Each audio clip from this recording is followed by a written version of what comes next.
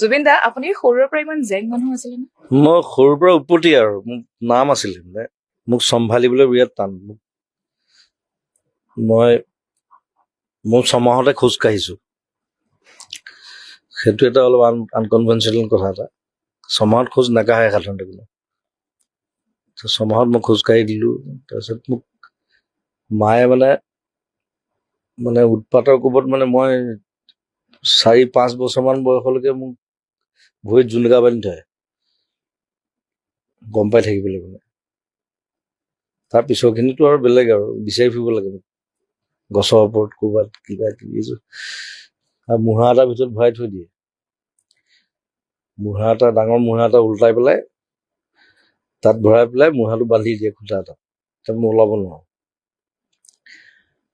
চ' তেনেকুৱা কাহিনী ধেৰ আৰু মাক বহুত অত্যাচাৰ কৰিলো আৰু দেউতাটো বাৰু চাকৰিত ওলাই যায় দিনৰ উৎপাতবোৰ দেউতাই নেদেখে মানে সেইকাৰণে পিটন খাইছো বহুত মাৰ দেউতা নাই পিতে কিন্তু মায়ে বহুত পিটিলে